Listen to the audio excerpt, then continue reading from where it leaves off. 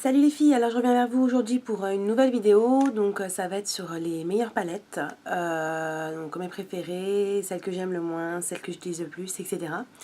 Donc c'est un tag, comme vous avez pu le deviner. Je vais vous donner donc les intitulés au fur et à mesure. Ne m'envoyez pas si je regarde sur le côté, c'est parce que je les ai notés sur un petit papier. Donc on va commencer tout simplement par le meilleur packaging. Alors pour moi c'est pas le packaging le plus joli, etc. J'aime bien les choses assez classes, petites, discrètes, qu'on peut ranger dans un sac sans avoir de souci. Donc en fait j'ai choisi celui-ci. Donc c'est la petite palette de chez Pupa, Princesse, de la collection de cet hiver, que je trouve vraiment très mignon, très classe. Voilà, je vous l'ouvre. Alors je vais vous faire une vidéo dessus, hein, c'est prévu, je vais vous la faire. Donc voilà, les petites couleurs. Donc, et au bout, là, sur le côté, sur ce côté-là, c'est un eyeliner. Donc avec le pinceau. Je la trouve très mignonne. Vraiment classe. Et franchement, on peut l'emporter partout. Deuxième palette, ce sera celle avec les plus belles couleurs. Donc je pense que si vous me connaissez déjà, vous savez que je suis archi fan d'Urban Decay. Donc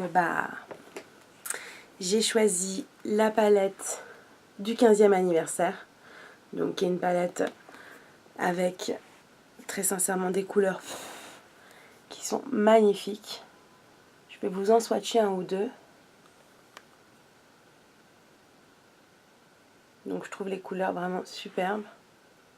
Je vais juste faire la mise au point. Non, il veut pas. Peut-être celle-ci aussi, que je trouve superbe. Donc franchement, ce sont des couleurs voilà, qui sont magnifiques. On peut se faire des très très beaux maquillages, des jolis smokies colorés. Pour l'hiver, pour l'été, bah voilà, franchement c'est une palette qui convient pour toutes les saisons. Hop là. Ensuite, la palette la plus complète pour moi. Alors, bah, on change pas une équipe qui gagne, on va rester avec Urban Decay, donc pour la Vice 1. Pourquoi la plus complète? Alors, on va l'ouvrir. Donc, moi, qui aime bien les fards colorés ou qui aime bien les fards neutres, j'ai ce qu'il faut dans la palette.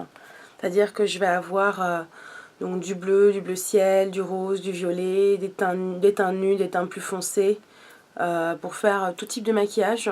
Je pense que c'est une palette voilà, où on a vraiment les teintes qu'il faut. Après, tout le monde, chacun a son goût, mais je pense que voilà, avec celle-là, il y a de quoi faire. Que ce soit pour des maquillages festifs colorés comme pour des maquillages très simples. On va passer à la quatrième, qui est la meilleure pour le voyage. Alors moi, celle que je considère le meilleur pour voyage, c'est vraiment avec un packaging d'enfer qui résiste à tout. Je vous l'ai présenté dans ma... comment ça s'appelle, excusez-moi, dans ma vidéo pour vous montrer un peu mon installation make-up. Donc c'est la palette Inglot avec un package, c'est du béton, donc les fards sont protégés. Je mets ça dans ma valise, j'ai aucun problème à l'arrivée. Les fards, voilà, comme je vous avais expliqué, c'est aimanté. Voilà, et les fards donc sont protégés sans aucun problème pour voyager. Donc franchement, c'est leur système de packaging, c'est vraiment top. Ensuite, mon plus grand regret. Bah, moi qui aime bien Make Up Forever pour certains de leurs produits, là la palette, m'a pas plu du tout. Très sincèrement, je suis même déçue de l'avoir prise. Je trouve les couleurs fades, pas assez pigmentées. Voilà. C'est pas super. C'est brillant, c'est tout.